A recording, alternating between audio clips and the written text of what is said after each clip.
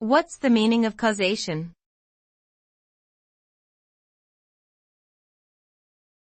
Causation.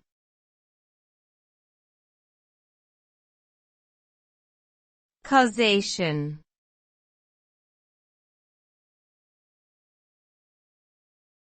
Causation.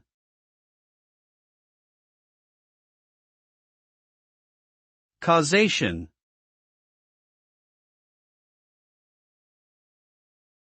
Causation is the connection between an event, the cause, and a second event, the effect, where the second event is the result of the first.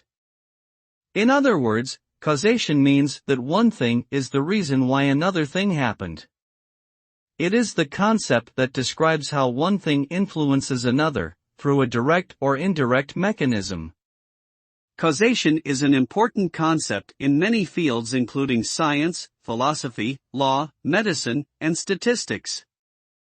Understanding causation allows us to comprehend how things work and how they relate to each other.